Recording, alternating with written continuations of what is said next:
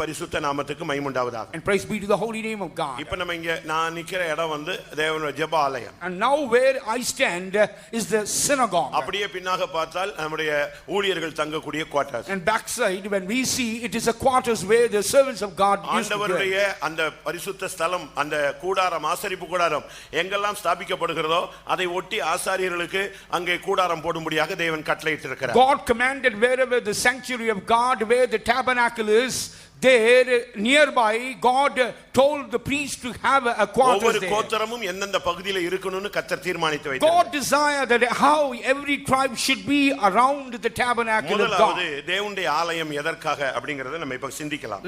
Now let's meditate why the temple of God is. இரண்டாம் நாளாகமம் And second chronicle, இரண்டாம் அதிகாரம் second chapter, 4 5 6 வசனங்களை வாசிக்கலாம். 4 5 and 6 let's read. இரண்டாம் நாளாகமம் 2 4 5 6. Second chronicle, second chapter, 4 5 and 6. இதோ என் தேவனாகிய கர்த்தருக்கு முன்பாக சுகந்த வர்க்கங்களின் தூபம் காட்டுகிறதற்கும் சமூக தப்பங்களை எப்போதும் வைக்கிறதற்கும் காலையிலும் மாலையிலும் ஓய்வு நாட்களிலும் மாத பிறப்புகளிலும் எங்கள் தேவனாகிய கர்த்தரின் பண்டிகைகளிலும் இஸ்ரவேல் நித்திய காலமாக செலுத்த வேண்டியபடி சர்வாங்க தகன பலிகளை செலுத்துகிறதற்கும் அவருடைய நாமத்திற்கு ஒரு ஆலயத்தை கட்டி அதை அவருக்கு பிரதிஷ்டை பண்ணும்படி நான் எத்தனித்திருக்கிறேன். எங்கள் தேவன் எல்லா தேவர்களை பார்க்கிலும் பெரியவர். ஆகையால் நான் கட்டப்போகிற ஆலயம் பெரியதாயிருக்கும். வானங்களும் வானாதி வானங்களும் அவரை கொல்லக்கூடாதிருக்க அவருக்கு ஒரு ஆலயத்தை கட்ட வல்லவன் யார்?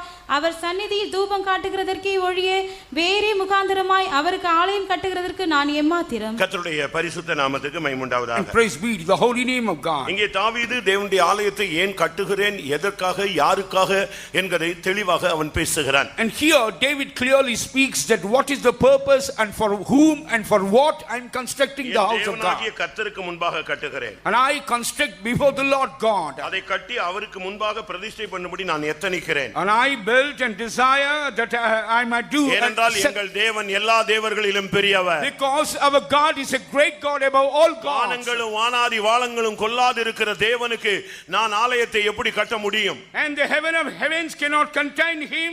That whom am I that I should construct the building of God? சந்நிதியில் தூபம் காட்டுகிறதற்கு நான் இந்த ஆலயத்தை கட்டுகிறேன். And I am building that I might make a burnt sacrifice before God. விசுவாச வீடு கட்டப்படுவதின் நோக்கம் தான் என்ன? What is the purpose of constructing the faith home? ஒன்று தூப வர்க்கம் இட. And one, it should have a burnt sacrifice. இரண்டாவது சமூகத்து அப்பங்களை வைக்க. And secondly, we have to keep the shewbread. மூன்றாவது சர்வாங்க தகன பலிகளை செலுத்த. And thirdly, we have to make a sweet incense. அங்க தெளிவாக சொல்லிருக்கு 2:6ல ஸ்தூபம் காட்டுகிறதற்கு ஒளிய வேற ஒன்றுக்கும் நான் இந்த ஆலயத்தை கட்டல. And in 6th verse he say, I am not constructing the building rather than to make a burnt sacrifice. ஒரு விசுவாச வீடு கட்டப்படுவதின் நோக்கம் ஜெபத்திற்காக. The purpose behind constructing the faith home is for prayer. தேவனுக்கு இந்த வீடு ஒரு ஜெப வீடாக இருக்க வேண்டும். And this house should be the house of prayer for God.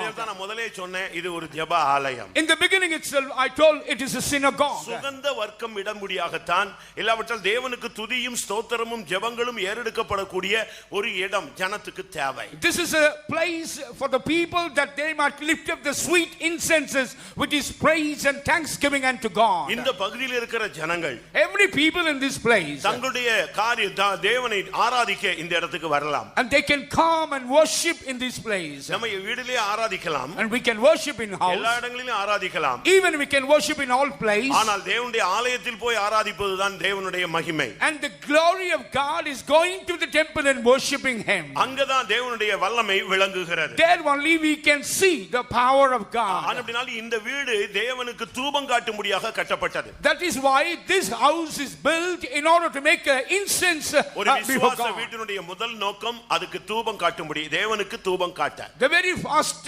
purpose of the house of God is to make a sweet incense before God. இரண்டாவது சமூகத்து அப்பங்களை வைக்க. And secondly, we have to keep the shewbread in that place. வருகிற ஜனங்களுக்கு போஜனம் சாப்பாடு அல்ல தேவனுடைய வார்த்தை. And it's not the food for the people who come to give the word of மனுஷன் God. அப்பத்தினால் மாத்திரமல்ல, Man shall not live by bread தேவனுடைய alone, வாயிலிருந்து புறப்படுகிற ஒவ்வொரு வார்த்தையினாலும் அவன் பிழைப்பான். and he will live by the word which proceed out from the mouth of ஒரு God. Bible study, A Bible study, ஒரு தேவனுடைய வசனம், and a word of ஒரு God, பரலோகத்தின் தூது, and the message from the heaven. தேவனுடைய வார்த்தை வெளியாகக்கூடிய ஒரு இடம். It is a place where the word of God will proceed. சீயோனிலிருந்து வேதம், Law from Zion, எருசலேமிலிருந்து என்னுடைய வசனம் வெளிப்படும்னு சொன்னார். and the word shall proceed out from ஒவ்வொரு Jerusalem. டயத்துக்கும் அந்த சமூக தப்பம் மாறிக்கிட்டே இருக்கும். And according to time, the shewbread will change. ஜனங்களுடைய நிலவரங்களுக்கு ஏற்ற வார்த்தை வந்துகிட்டே இருக்கும். According to the status of the people, the word will come. ஒரு புதிய ஆள் வர்றான், A new soul come. அவனுக்குரிய வார்த்தை. According to ஒரு them, பழைய நபர் வர்றாரு, all people அவனுடைய come. துக்கத்துக்கு ஏற்ற வார்த்தை. According to their sorrow, ஒரு the விழுந்து word, போன மனுஷன் வர்றான், a fallen man அவனை come. தூக்கி விடுகிற வார்த்தை. The word which will lift up him. மடங்கடிக்கப்பட்டவன் வருகிறான், A broken man அவனை come. உற்சாகப்படுத்துகிற வார்த்தை. And make him willing in the அதான் spirit. சமூக தப்பம் அப்பப்ப மாறிக்கிட்டே இருக்கும். That's why the shewbread will change according to time. வருகிற ஜனங்களுக்கு ஆகாரம், And the food for the people who அது come. சும்மா எழுத்தின் பிரகாரமான ஆகாரம் அல்ல, Not the food which we see literally. தேவனுடைய வாயிலிருந்து வருகிற வார்த்தை. The word which proceed out from ஆதியிலே God. வார்த்தை In இருந்தது, the beginning there was அந்த வார்த்தை word. தேவனிடத்தில் இருந்தது, And that word was அந்த with வார்த்தை God. தேவனாக இருந்தது, And that word was of அது God. மனுஷருக்கு ஒளியாக இருந்தது, And that was a light அந்த unto ஒளி men. மனிதருக்கு ஜீவனாக இருந்தது. And that light became a light unto அவர்தான் men. ஆண்டவராகிய இயேசு. He is the Lord Jesus Christ. கிருபையினாலும் சத்தியத்தினாலும் நிறைந்தவராக நமக்குள்ளே அவர் வந்து He இறங்குகிறார். came down into us by grace and truth in us. இதே போன்ற ஒரு இடத்துல இயேசு வந்து அட்டெண்ட் பண்ணார். In one of the places, like manner, Jesus came and attended. ஒரு ஜபாலயத்துல போய் நின்னார். And he stood in the synagogue. இவரை பார்த்த உடனே இந்த ஜபாலய தலைவன் வந்து பைபிளை கையில கொடுத்துட்டான். And the chief priest in the synagogue, he gave the Bible. அவர் கையில கொடுக்கப்பட்ட அந்த வேத பகுதி ஏசாயா தீர்க்கதரிசன புத்தகம். The book of law which was given to him was the portion of Isaiah. தன்னுடைய சிலுவை மரணத்தை பத்தி அவரே வாசித்தார். And he himself was reading about the death on the cross. அப்படியே சொல்லி முடிச்சிட்டு அது மூடி வைத்தாரு. எல்லாருடைய கண்களும் அவர் மேல் நோக்கமாயிருந்தது. And he read and closed that book. All people were இந்த watching இடத்துல him. வருகிற ஜனங்கள் எல்லாம் வருகிற ஜனங்களுடைய கண்கள் எல்லாம் தேவன் மேல் நோக்கமாய் இருக்க வேண்டும். The people who come here, the eyes should always watch upon him. மூன்றாவது சர்வாங்க தகன பலி செலுத்த. And thirdly, the place to make a burnt வருகிற sacrifice. ஜனங்கள் இந்த தேவாலயத்துல தங்களை சமர்ப்பிப்பது அர்ப்பணித்தல். And people who come in this place, they surrender and make burnt offering. அப்படியே இங்க வந்து முகங்குப்புற விழுந்து கிடப்பது. And they fall up and down in this place. ஆண்டவருடைய சமூகத்துல விழுந்து கிடப்பது. And bowing down in the presence of நம்ம God. இப்ப முழங்கால் உடனே எல்லாரும் நெடுமுழங்கால்ல நிக்கிறோம். Now when we say kneel, we stand erect. எலியா இப்படி முழங்கால் போட மாட்டான். Elijah will not make kneeling. நம்ம போடுற முழங்கால் வந்து சாலமோனுடைய முழங்கால். The kneel what we make is like Solomon what he Solomon did. இப்படி முழங்கால் போட்டாரு. How Solomon made. டேபிள்ல ஏறி பிரசங்க டேபிள்ல ஏறி முழங்கால் போட்டான். அப்பதான் எல்லாரையும் பார்க்க முடியும். And he stood upon the table and he was kneeling so that the people ஆனா might watch. எலியாவின் முழங்கால் அப்படி அல்ல. But Elijah kneeling was not like that. முழங்கால் போட்டு Kneeled. முஸ்லிம் சகோதரர்கள் போல And as how the Muslim brethren தன்னுடைய used to முகம் do. தன்னுடைய நெற்றி தன்னுடைய முழங்காலில் படும்படியாக குனிந்து ஒரு ஜெபம் பண்ணிட்டு எழும்பினா 3 வருஷம் நிறுத்தின மழை பொழிய ஆரம்பிச்சு. And the 3.5 years which rain was stopped, when he kneeled, bowed his head before இங்கே the வருகிற knee. ஜனங்கள் தேவனுடைய சன்னிதானத்திலே அவர்களை சர்வாங்க தகன பலியாக சமர்ப்பிக்கத்தான் இந்த தேவனுடைய ஆலயம். This house of God is for the people who come here. They have to make a burnt sacrifice. அதுக்கு தான் நம்ம விசுவாச வீடு கட்டுறோம். மற்றவங்கள மாதிரி ஒரு டார்கெட் போட்டு இத்தனை கோயில் கட்டணும் அப்படிலாம் நமக்கு எந்த கான்செப்டும் கிடையாது. And we don't have a concept of constructing the temple as how other people do. We do only for the house of God to pray. இரண்டாம் சாமுவேல் 6ஆம் அதிகாரத்தை பார்க்கும் பொழுது 2 Samuel 6th chapter when we read 17 18 வசனங்கள் என்ன சொல்லுகிறது? and what 17 and 18th verse it says. எதற்காக ஆலயம்? Why we need a temple? அவர்கள் கர்த்தருடைய பெட்டியை உள்ளே கொண்டு வந்து அதற்கு தாவீது போட்ட கூடாரத்திற்குள் இருக்கிற அதன் ஸ்தானத்திலே அதை வைத்தபோது பெட்டியை வைக்க, அதாவது தேவனுடைய வல்லமை விளங்கும் ஒரு பெட்டி அங்கே வைக்க வேண்டும். And there need a place to keep the ark of the covenant of God, which is the ark of the might. தேவனே உம்முடைய வல்லமை விளங்கும் பெட்டியுடன் உம்முடைய தாபர ஸ்தலத்தில் எழுந்தருளும் என்று அங்கே 132ஆம் சங்கீதத்திலே சங்கீதக்காரன் பேசுகிறார். The psalmist in 132 say, Lord, arise in the midst of the tabernacle, Lord, he says. தாவீது கர்த்தருடைய சந்நிதியிலே சர்வாங்க தகன பலிகளையும் 132ஆம் சங்கீதம் 8ஆம் வசனம். கர்த்தாவே உமது வல்லமை விளங்கும் பெட்டியுடன் நீர் உமது தாபர ஸ்தலத்திற்குள் எழுந்தருளும். தேவனுடைய சமூகம் எதுக்குன்னா தேவன் எழுந்தருளும்படியாக. And the presence of God, why it is that the Lord might arise. கர்த்தருடைய பெட்டி இங்க வந்துருச்சுன்னு சொன்னா When the ark of the covenant comes, இந்த இடத்துல தேவன் எழுந்தருளுவார். and God will arise in this தேவன் place. எழுந்தருளும் பொழுது என்ன சம்பவிக்கும்? When God arises, what will happen? தேவன் எழுந்தருளுவார், சத்துருக்கள் சிதறண்டு ஓடுவார்கள். When God arises, the enemy will be scattered. எதற்காக அந்த பெட்டி? Why the ark of the அந்த covenant? பெட்டிக்கு மேல ஒரு கிருபாசனம் இருக்கும். And there was an ark which was above. அங்க ஒரு கிருபாசனம், அதாவது ரெண்டு கேருபீன்கள் அப்படி செட்டைகளை விரித்து நிக்கிற மாதிரி வேண்டும். And the mercy seat, upon that two angels will be standing கர்த்தர் என்ன above. சொன்னார் தெரியுமா? What God said there. அந்த கேருபீன்ல இருந்து தான் நான் அந்த இடத்துல தான் உன்னை நான் சந்திப்பேன். And I met you from that cherubim, he says. நான் அங்க இருந்து தான் உன்கிட்ட பேசுவேன். And I will speak from mercy seat. உனக்கு என்ன சொல்லி கொடுக்கணுமோ அதை கற்றுக் கொடுப்பேன். What I want to teach you, I will try to make you to learn. ஜனங்கள் இங்க வரும்பொழுது இந்த வல்லமை விளங்கு பெட்டியில் எழுந்தருளுகிற தேவன் அந்த ஜனத்தை சந்திப்பார், அவர்களோடு பேசுவார், அவர்களுக்கு கற்றுக் கொடுப்பார். When the people come here, God will arise and speak before the people and make the people to learn what he says. அந்த பெட்டி இந்த சபையில இருக்கணும். And this ark should be in the church of God. எழுத்தின் பிரகாரமான ஒரு பெட்டி அல்ல. It's not the ark literally. நீதான் தேவனுடைய பெட்டி. You are the ark of God. நீதான் தேவனுடைய வல்லமை விளங்கும் பெட்டியாய் And மாறு. you are the ark of the might. அன்றைக்கு அந்த பெட்டிக்குள்ள என்ன இருந்தது? And what was there within? மன்னா வைக்கப்பட்ட பொற்பாத்திரம் இருந்தது. And there was inside a manna. ஆரோனுடைய தளிர்த்த கோல் இருந்தது. And the budded rod of Aaron was there. இஸ்ரவேல் ஜனங்களுக்கு தேவன் எழுதி கொடுத்த அந்த 10 கட்டளைகளுடைய கற்பலகைகள் இருந்தது. And 2 tablets of stone were there where God gave the 10 commandments to the people of Israel. இதுதான் இந்த சபைக்கு தேவை. And this is essential for the church. ஒவ்வொரு நாளும் வருகிற ஜனங்களுக்கு புதிய புதிய தூது. Every people who come, they need a new message. வானத்திலிருந்து வருகிற தூதனுடைய அப்பம் ஜனங்களுக்கு திருப்தியாக்க வேண்டும். And the bread which comes from the heaven, people need essential for every day. இரண்டாவது, மற்ற ஊழியங்களுக்கும் நம்முடைய ஊழியத்துக்கு வித்தியாசம் இருக்கிறது. There are difference between other ministry and our ministry. ஊழியங்களில் வித்தியாசம் உண்டு. தேவன் ஒருவரே. And God is one, but the ministry is different. வேதபாரகருடைய ஊழியங்கள் இருந்தது. And the scribes, their ministry were பரிசேயருடைய different. ஊழியம் இருந்தது. The ministry of the Pharisees சதுசேயருடைய were. ஊழியம் இருந்தது. The Sadducees were different. இவைகளுக்கு மத்தியிலே இயேசு மெல்கிசேதேக்கின் ஊழியத்தை கொண்டு வந்தார். In the midst of that, God brought the order of Melchizedek. அப்போஸ்தல ஊழியத்தை கொண்டு வந்தார். He brought the apostolic ministry. அன்னக ஊழியத்தை கொண்டு He வந்தார். brought the ministry of the eunuch. அதை ஸ்தாபிக்கிறதுக்கு தான் ஆரோனுடைய தளிர்த்த கோலை உள்ள வச்சார். To establish, God kept the budded rod of Aaron. ஆரோனை போல அழைக்கப்பட்டால் ஒழிய ஒருவன் தானா இந்த ஊழியத்துக்கு ஏற்பட முடியாது. Unless and until he be called like Aaron, he cannot stand in this ministry. மூன்றாவது, ஒரு சபை என்றால் அதுக்கு பிரமாணம் இருக்கணும். And if the church is there, they need a law. ஆனா நடந்தது என்ன தெரியுமா? But what happened? ஒரு காலத்துல இந்த மூணு இருந்துச்சு. And once it was, ஆனா நாட்கள் போனபோது when day passed, மன்னா இல்ல. manna was not. ஆரோனுடைய தளிர்த்த கோல் இல்ல. The budded rod of Aaron was 10 not. கட்டளைகள் மட்டும் எல்லா சபையிலும் இன்னைக்கு இருக்கு. In all the churches, only 10 commandments are remain. 10 கட்டளைகள் மட்டும்தான் இன்னைக்கு சபைக்குள்ள இருக்க தவிர அப்போஸ்தல ஊழியமோ இல்லாவிட்டால் அங்கே தேவனுடைய மன்னாவோ கிடையாது. And apostolic ministry and manna is not there, only the 10 commandment remains there in the கர்த்தருடைய church. பரிசுத்த நாமத்துக்கு மகிமை உண்டாவதாக. Praise be to the holy name of God. நீங்கள் இதை குறித்து எபிரேயர்லயும் பார்க்கலாம், பழைய ஏற்பாட்டிலையும் பார்க்கலாம். We can see in the Old Testament as well as in the New Testament from the book of Hebrews.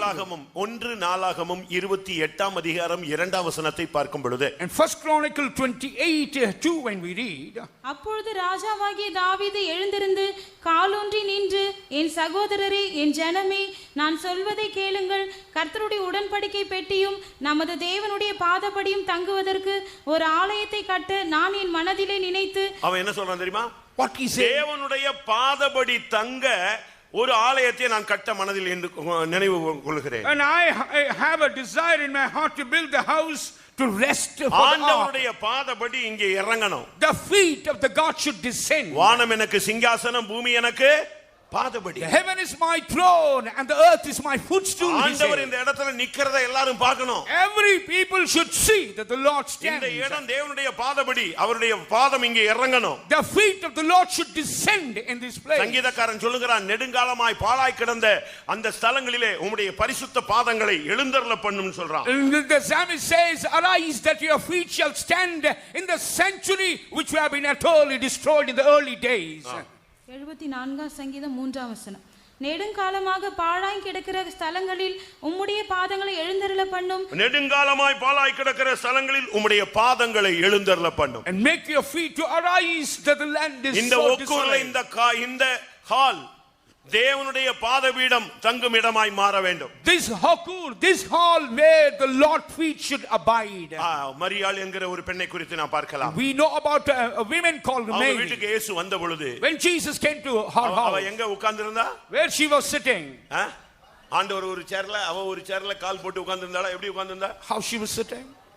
இயேசுவின் பாதபீடத்துல வந்து உட்கார்ந்து. She sat at the feet of Jesus. இந்த இடத்துல ஜனங்கள் வந்து ஆண்டவருடைய பாதத்தை உணர்ந்து இந்த தேவனுடைய இடத்தை பாதபீடமாக எண்ணி இங்கே வர வேண்டும். The people should come and sit counting this as the feet of Jesus, and they have to come and sit here. இயேசு சொன்னார், தன்னை விட்டு எடுபடாத நல்ல பங்கை அவள் தெரிந்து கொண்டாள். And Jesus said she has taken a good portion that no man can take away. எப்பெல்லாம் நீ தேவ சமூகத்தை தேடி போறாயோ அப்பெல்லாம் நீ ஒரு நல்ல பங்கை தெரிந்து கொள்கிறாய். Whenever you are seeking the presence of God, you are choosing a good portion from God. ஏசாயா 56 அதிகாரம் 56 of Isaiah. 5, 6, 7 வசனங்களை பார்க்கும் பொழுது And 5, 6 and 7 என்னுடைய வீடை அப்படின்னு அவர் பேசுறார். He speaks that my house. நான் அவர்களுக்கு என் ஆலயத்திலும் என் மதில்களுக்குள்ளும் குமாரருக்கும் குமார்த்திகளுக்கும் உரிய இடத்தையும் கீர்த்தியையும் பார்க்கிலும் உத்தம இடத்தையும் கீர்த்தியையும் கொடுப்பேன் என்றும் 7 நான் என் பரிசுத்த பர்வதத்துக்கு கொண்டு வந்து என் ஜெப வீட்டிலே அவர்களை மகிழ பண்ணுவேன். என் ஜெப வீட்டில் அவர்களை மகிழ பண்ணுவேன். And I will make them to rejoice joyful in the house. அவர்களுடைய சர்வாங்க தகனங்களும் அவர்களுடைய பலிகளும் என் பலிபீடத்தின் மேல் அங்கீகரிக்கப்பட்டிருக்கும். என்னுடைய வீடு சகல ஜனங்களுக்கும் ஜெப வீடு. இந்த இவ்வளவு கஷ்டப்பட்டு கட்டினதுக்கு காரணம் இது ஒரு ஜெப வீடு. And to construct with great labor is this is a house of God. ஒன்று ரெண்டு பேர் இல்ல, நூற்றுக்கணக்கான பேர் இங்க இருந்து ஜெபிக்கணும். And hundreds of people should pray in this place. இதுக்கு தான் கர்த்தர் இப்படிப்பட்ட ஒரு இடத்தை தேவன் ஆயத்தப்படுத்துகிறார். For this purpose only God is preparing such a place. எசேக்கியேல் 43:12 பார்க்கும் பொழுது Ezekiel 43 இந்த ஆலயத்துக்கு ஒரு பிரமாணம் இருக்கிறது. There is a law for the temple of God. ஆலயத்தினுடைய பிரமாணம் என்னவென்றால் மலையுச்சியின் மேல் சுற்றிலும் அதன் எல்லையெங்கும் மிகவும் பரிசுத்தமாய் இருக்கும். இதுவே ஆலயத்தினுடைய பிரமாணம். இந்த இடம் ஒரு பரிசுத்த ஸ்தலமாய் இருக்க வேண்டும். This place should be the holy sanctuary of God. எதுக்கு ஃபெய்த்தம் கட்டறோம் நீங்க கவனிங்க. You have to watch why we are constructing faith home. பேரு புகழுக்காக எல்லாம் கட்டறது இல்ல. Not for name and fame. என் காலத்துல கட்டணும் உங்க காலத்துல கட்டணும்லாம் கட்டறது இல்ல. It's not constructing that it is been constructed in my period, your period. நான் வேலூர்ல ஒரே டைம் 3 ஃபெய்த்தம் கட்டினேன். In Vellore in one single time I constructed 3 faith homes. இதை விட 3 மடங்கு பெருசுல. And this is very long 3 times. இதை விட 3 times. 3 times more than this hall. இன்னொன்னு 2 times. And other one was 2 times higher than this. High speed ல கட்டினாங்க. And it was constructed with a high speed. டாம கட்டிட்டு வந்தாங்க. And I was continually constructing. ஒரு ஃபெய்த்தம் மட்டும் கட்டி முடிச்சிட்டேன், மற்றது ரெண்டும் ரன்னிங்ல இருந்துச்சு. And one I constructed fulfilled, but the other 2 were remainder. 19th dedication. 19th was the dedication. 17th எனக்கு transfer. 17th was transfer which was given. எப்படி இருக்கும்? இதான் CPM. This is CPM. கரெக்ட்டா 17 16 நைட்ல போய் இந்த ஸ்பீக்கர், மைக், லைட், சாப்பாடு எல்லாத்துக்கும் ரெடி பண்ணி காசை ஃபைனல் பண்ணிட்டு அப்படியே 16 நைட் கிளம்பினேன். 17 நான் எங்க வந்து சேர்ந்துட்டேன்? பரமனின் மடியில் வந்து சேர்ந்தேன். And 16th I went to the faith home. I prepared all the mics and foods and other things I prepared and came to. I came to Paramakudi next day. நான் எதுக்கு சொல்றேன்னா நமக்கு ஹால் கட்டறோம் பேருக்கு பெருமைக்கெல்லாம் கிடையாது. And we are constructing hall not for our name and fame. இப்ப கூட 17th தான் வச்சிருந்தோம். அத 10th க்கு மாத்துனதுக்கு காரணம் இனிமேல் சுத்திரி கூட்டம் அதெல்லாம் வந்துரும். அதுக்கு எது டிஸ்டர்ப் ஆயிர கூடாதுங்கறத இது ஃபுல்லா வேகமா க்ளோஸ் பண்றது. Only we decided to have us on 17th only, but later I ஒன்று தேவனை துதிக்க. Want to praise God. இரண்டாவது தேவனுடைய வார்த்தை வெளிப்பட. And thirdly the word of God should proceed. மூன்றாவது ஜனங்கள் தங்களை அர்ப்பணிக்க. Thirdly that the people might sacrifice. நாலாவது தேவனுடைய வல்லமை விளங்க. Fourthly the power of God should manifest. ஆண்டவர் இந்த இடத்துல நிற்க. And fifthly the Lord's feet should be here. எல்லா ஜனத்துக்கும் ஜெபிக்க. And all people shall pray. ஏழாவது இந்த இடத்துல இருக்கிற வரும்பொழுது ஜனங்கள் பரிசுத்தமாய் மாற. And seventhly when the people come here they should become holy. அதனால தான் வேதம் சொல்லுகிறது யாக்கோபின் வல்லவருக்கு ஒரு வாசஸ்தலத்தை நான் கட்டினேன் என்று அங்கே சங்கீதக்காரன் பேசுகிறார். And the psalmist clearly says that I have constructed the habitation of God for the God of Jacob, he says. இங்க நீங்க நீங்க ஜெபாலயம் தேவாலயம் எல்லாம் பாக்குறீங்க, பரலோகத்துல ஆட்டுக்குட்டியானவர் தான் தேவாலயம். And the Lamb of God in the heaven will be the house of God, as we are seeing the synagogue and the house of God in this place. கூட தேவாலய பிரதிஷ்டை பண்டிகை வந்ததாக வேதம் சொல்லுகிறது. And we see that there was a Solomon feast when Jesus was upon this earth. இன்னும் கொஞ்ச நேரத்துல நம்ம இந்த ஆலயத்தை கர்த்தருடைய கையில கொடுத்துருவோம். Now with a little time pass, we will surrender into the hands of God. அவருடைய கரத்துல வாங்கி இருக்கோம், அவர் கையில நெஞ்சிருவோம், கொடுத்துருவோம். We have received from God so that we might give back to God. இது தேவனுடைய வீடு, விசுவாச வீடு என்று அழைக்கப்படும். This will be called as a house of God, as a house of faith home. இந்த பிரதிஷ்டைக்கு பின்பு, and after dedication, இந்த இடத்தை தன்னுடைய ஆலயமாய் தேவன் ஃபிக்ஸ் பண்றார். and God is fixing this as his temple. 2 நாளாகமம் 2 Chronicles 7ஆம் அதிகாரம் 7th chapter 12ஆம் வசனம். 7:12.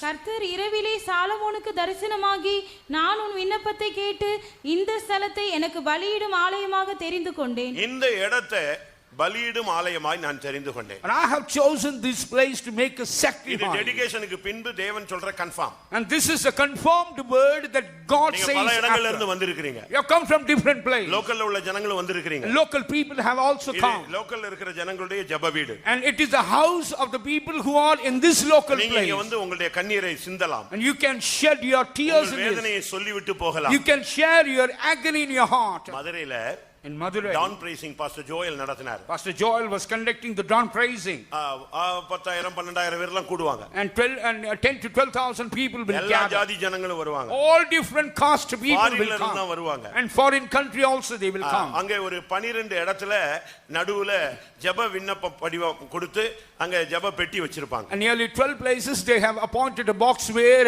a prayer request can be. Prayer request box will be there. என்ன பண்ணுவாரு? And what he will do? முடியும்போது 12 பெட்டி ஸ்டேஜுக்கு வந்துரும். And at the end he will make the 12 boxes to come to the altar. அதுல கை வச்சு ஜெபிப்போம். All servant of God will lay their hands and pray. நான் சிவகாசிக்கு அது முடிஞ்சிட்டு போயிட்டேன். And after that I returned back to Sivagasi. அப்போ ஒரு அம்மா வந்து என்கிட்ட பேசினாங்க. A mother came and spoke to me. எல்லாரும் என்னெல்லாமோ எழுதி போட்டாங்க, எனக்கு படிக்க தெரியாது, எழுத தெரியாது, நான் என்ன பண்றது? And pastor, many have written and gave into the box, but I am illiterate. I don't know. சொன்னா எழுதி போட்டுருப்பானே. If could have shared to someone, they would have helped. நீங்க எழுதியே போடலையா? Whether you have not written. நான் என்ன பண்ணேன் தெரியுமா? What I said. என்ன பண்ணேன்? What I did. அந்த ஜெப விண்ணப்ப படியோ அந்த பேப்பர் போடுற ஓட்டர் இருக்குல, அதுல போய் எல்லாத்தையும் சொல்லிட்டு வந்துட்டேன். And the box which was open there, I went and shared all my agony there. எப்படி? எங்க ஒரு ஓரத்துல இருக்கிற பெட்டியில போய் அந்த ஓட்டையில போய் எல்லா பிரச்சனையும் பையன் ரட்சிக்க பண்ணா அவன் வந்தவன் போனவன் எல்லா பிரச்சனையும் சொல்லிட்டு வந்துச்சு. நடந்துச்சானே, வந்த உடனே நடந்துச்சுல, அதான் சத்தியம்னுச்சு. And she said, Hallelujah. Hallelujah. அப்பதான் அடுத்த வாரம் எனக்கு அடுத்த பிரேயர் அடுத்த dawn praisingல எனக்கு ஜெபம் வாய்ப்பு கொடுத்தாரு. And God, opportunity was given to me in the next dawn praising. Prayer அந்த பிரேயர் ரிக்வெஸ்ட் பாக்ஸ் வச்சுட்டு எல்லாரும் ஜெபிச்சு ஆவியில் நிறைஞ்ச பிறகு துரை ஜெபினாரு. நான் சொன்னேன், ஆண்டவரே இதில் எழுதப்பட்ட ஒவ்வொரு வார்த்தைகளும் ஜனத்தினுடைய கண்ணீர், அவருடைய ஓலங்கள் எல்லாம் இது உள்ள இருக்கு, நீர் இதை காண்கிறீர் கேட்கிறீர் நான் ஜெபிச்சேன். And I prayed, Lord, there is an agony, the sighing of the people which are inside this block, you are hearing this agony. இந்த பிரதிஷ்டைக்கு பின்பு after the dedication 2 நாளாகமம் 7:12 படி தேவன் சொல்றார், நான் இந்த ஆலயத்தை நான் செலக்ட் பண்ணிட்டேன், ஃபிக்ஸ் பண்ணிட்டேன், கன்ஃபார்ம் பண்ணிட்டேன்னு சொல்றார். According to 2 Chronicles 7:2, what God says after the dedication, I have fixed this as a temple. இது என்னுடைய ஆலயமாய் நான் தெரிந்து கொண்டேன். I have chosen this as my temple. 2 நாளாகமம் 7:15 பாருங்க. 7:15 of 2 Chronicles, let's see. இந்த ஸ்தலத்திலே செய்யப்படும் ஜெபத்திற்கு என் கண்கள் திறந்தவைகளும் என் செவிகள் கவனிக்கிறவைகளுமாய் இந்த இடத்துல வந்து யாரு ஜெபிச்சாலும், எந்த ஜாதி, எந்த மதம், எந்த மார்க்கம், யாரு வந்து ஜெபித்தாலும் என் கண்கள் கவனித்துக் கொண்டிருக்கும், என் செவிகள் கேட்டுக்கொண்டே இருக்கும். Whatever may be the people from different caste and religion may come and pray, my eyes and ears will watch in this place. இன்னும் அதிகமா சொல்றாரு, 16ஆம் வசனம் படிச்சு பாருங்க. In 16th verse, more than this he says, என் நாமம் இந்த ஆலயத்தில் என்றென்றைக்கும் இருக்கும்படி நான் இதை தெரிந்து கொண்டு பரிசுத்தப்படுத்தினேன். இந்த இடத்தை பரிசுத்த ஸ்தலமாய் கர்த்தர் மாற்ற போகிறார். God is going to sanctify this house. என் கண்களும் என் இருதயமும் என்னாலும் இங்கே இருக்கும். My heart shall be perpetually in this place. இதுதாங்க ஒரு ஃபெய்த்தோமுடைய நோக்கம். And that's the purpose of the faith. நீ போற ஃபெய்த்தோம் இப்படி தான் தேவன் மனசுல வச்சு கட்டின ஃபெய்த்தோம். And it is the faith of God constructed keeping these things in his அது heart. குடிசையா இருக்கலாம், கோபுரமா இருக்கலாம். It might be like a palace or a hut. அங்க தேவன் இருக்கணும். God should be there. அங்க பண்ணப்படுகிற ஜெபங்களுக்கு ஆண்டவருடைய கண்கள் திறந்திருக்கும், காதுகள் திறந்திருக்கும். The eyes of the Lord and the ears of the Lord will be always open in that place. நீங்க பாருங்க, இந்த புனித ஸ்தலங்களுக்கு எல்லாம் கிராஸ் பண்ணும்போது எல்லாரும் கண்ணுல வச்சுக்குவாங்க, நெத்தியில வச்சுக்குவாங்க, லெஃப்ட் ரைட்ல அடிச்சுக்குவாங்க. In the holy place, when they cross, they will put their hands upon their eyes and cheek. அவங்க பக்திக்கு ஏத்த மாதிரி செயல்படுவாங்கன்னு வெச்சுக்கங்களா. According to their faith, they will be doing that. எதுக்கு? Why? இந்த இடத்தை பார்த்து ஒரு விஷ் பண்ணா, ஒரு அழுதுட்டு போனா ஏதோ நடக்குது அப்படின்னு அவனுக்கு ஒரு விசுவாசம் இருக்கு. பைபிளும் அதை ஒத்துக்குது. And they have a faith that when we try to salute in this place, Bible also accepts that it will be. ஒரு பாவம் செய்த மனிதன் இந்த ஆலயத்தை பார்த்து ஆண்டவரே என்னை மன்னியும் என்று சொன்னால் நான் மன்னிப்பேன். And sinner, when he come into the temple of God and say, Lord, pardon, I will pardon him. வாழ்க்கையில நியாயம் கிடைக்காம ஒருத்தன் வந்து இந்த ஆலயத்தை எங்கேயோ இருந்து எட்டி பார்த்து ஆண்டவரே எனக்கு நியாயம் செய்யுன்னு ரோட்ல நின்னு சொல்லிட்டு போனான்னா, இந்த திசையை பார்த்து சொன்னான்னா அவனுக்கு நியாயம் செய்வேன்னு கர்த்தர் சொல்றார். And God, any man look into this place, Lord, give me a justice, Lord, then God will give the justice unto him. சிறையிருப்புல ஒருத்தன் சிக்கி கொண்டு போகும் பொழுது இறைவான்னு சொல்லி இந்த ஜெபத்தை பார்த்து சொல்லிட்டு போனான்னா அவனுடைய சிறையிருப்பு திரும்பும். Any man looking into the temple who is captivated, Lord, take away my captivity, God will take away the captivity. மழை இல்லையே அப்படினு சொன்னான்னா மழை பெய்யும். If man say there is no rain, God will descend rain upon. வாதையில கத்துனானா, வியாகுலப்பட்டானா, அப்படியே திரும்பி பார்த்தானா, இந்த ஃபெய்த்தோம பார்த்தாலே அவனுக்கு வாதை நீங்கும். And if any plague having that in his life, when he look into this faithom, God will change the plague. யாரா இருந்தாலும் சரி, whomsoever he may be. 2 நாளாகமோ 6:21ல பாத்தீங்கன்னா ஒருத்தன் இந்த ஆலயத்தை பார்த்து எங்கேயோ இருந்து பாவத்துக்கு மன்னிப்பு கேட்டானா, நீர் மன்னிப்பீராக. And any man who stands far away, in 2 Chronicles 6th verse, 23 அவனுக்கு நியாயம் செய்வீராக. in 23 God will make a judgment. 25 அவன் சிறையிருப்பை மாற்றுவீராக. 25th verse he say he will take away the captivity. ஒருவேளை ஒரு அந்நியனா இருக்கலாம், அவன் கிறிஸ்துவே இல்ல, ஆனாலும் அப்படி கிராஸ் பண்ணும்போது ஒரு ஜெபம் பண்ணிட்டு போறானா. நான் வேலூர்ல இருக்கும்போது ஒருத்தன் தண்ணி அடிச்சிட்டு வருவாங்க. A drunkard man used to come when I was in Vellore. Any time தண்ணில தான் வருவாங்க. Any time he will be in drunkard mood. MGR பாட்டு தான், சிவாஜி பாட்டு. Always he will sing MGR and Shivaji songs. ரோட்ல அவன் வந்தானா தெரியும், ஆள் வந்துட்டான், கிராஸ் ஆயிட்டான், வீட்டுக்கு பரப்பிட்டான்னு. The man started to his home, he is crossing the street. எவ்வளவு ஃபுல் கிக்ல இருந்தா கூட ஃபெய்த்தம் வாசல்ல வந்த உடனே அமைதியாகி பயங்கரமா ஒரு ஜெபம் பண்ணிட்டு அது பிறகு பாட்டு தொடங்கிடும். Whatever it may be, when he crosses the faithom, he will stand silent and make the prayer and go away. 6:33-32ல பாத்தீங்கன்னா ஒரு அந்நியன் வேண்டிக் கொண்டாலும் தேவரீர் அதை செய்வீராக. 6:32 when a stranger lift up the prayer, let Lord fulfill that. கர்த்தருடைய பரிசுத்த நாமத்துக்கு மகிமை உண்டாவதாக. And praise be to the holy name of God. இதுக்கு தாங்க நம்ம ஃபெய்த்தம் கட்டறோம். For this only we construct the faithom. எதுக்கு நம்ம கட்டல. We are not constructing for any other thing. Not only that. இங்க கோட்ரஸ் நம்ம கட்டறோம். We also construct a quarters here. ஊழியர்கள் தங்கும் இடம். A place for a servant of God to dwell. தேவன் அதுக்கு ஒரு தேவனும் அதை தன்னுடைய மனதில வைத்திருந்தார். God is also kept in his heart. ஊழியர்கள் எதற்கு? Why we need a servant of God? ஏன் ஊழியக்காரங்க இருந்து தேவனை ஆராதிக்கணும்? Why the servant of God should dwell here and worship God? எதுக்கு ஊழியக்காரங்களை கர்த்தர் தெரிந்து கொண்டார்? Why God has chosen the servant of God? இதை நம்ம விளங்கிக்கிட்டா தான் ஃபெய்த்தமுடைய கான்செப்ட் என்னங்கிறது உனக்கு தெரியும். When we understand this, then only you will learn the concept of faithom. கோட்ரஸ்னுடைய நோக்கம் என்ன? ஜெபாலயத்தினுடைய நோக்கம் என்ன? நான் ஜெபாலயத்தினுடைய நோக்கத்தை உங்களுக்கு வச்சிட்டேன். And the purpose of the synagogue I have kept before you, but we have to now learn about the purpose of the quarters. உபாகமம் Deuteronomy 10ஆம் அதிகாரம் 8ஆம் வசனம். 10:8. அக்காலத்தில் கர்த்தருடைய உடன்படிக்கை பெட்டி சுமப்பதற்கும் இந்நாள் வரைக்கும் நடந்து வருகிறது போல கர்த்தருடைய சந்நிதியிலே நின்று அவருக்கு ஆராதனை செய்வதற்கும் அவர் நாமத்தை கொண்டு ஆசீர்வதிப்பதற்கும் கர்த்தர் லேவியின் கோத்திரத்தை பிரித்தெடுத்தார். எதற்காக ஆசாரியர்கள், ஊழியர்கள், சகோதர சகோதரிகள்? Why the priest, brothers and sisters, the servant of God? ஏன் இந்த ஊழியத்துக்காக அவங்க வந்தாங்க? Why they have come for the ministry? எதுக்கு அவங்க ஒரு விசுவாச வீட்ல தங்கி கிடக்குறாங்க? Why they are dwelling in the faith home? எங்கேயோ பிறந்த வளர்ந்து they have grown எங்கேயோ somewhere, வளர்ந்து they are nourished ஆண்டவர் somewhere, கூப்பிட்டாருன்னு சொல்லி இந்த நடத்திப்புக்கு கீழ்ப்படிந்து and God called and obeying to the calling, உலக ஆசாபாசங்களை வெறுத்து and hating all the pleasures தாய் of the தகப்பனை world, விட்டு forsaking the fathers, வருங்காலத்தை பலிபீடத்துல வச்சிட்டு and keeping their future in the altar. அவங்க வந்து எதுக்கு விசுவாச வீட்டுல இரவும் பகலும் கிடக்குறாங்க? Day and night, why they are in the faith home? வம்ச வரலாறும் கிடையாது, No genealogy, வருமானமும் கிடையாது, no income. ஏதோ கிடைக்கிறதுல சாப்பிடலாம், Whatever they receive, they can eat. வேற ஒண்ணுமே செய்ய முடியாது. Other than that, they cannot.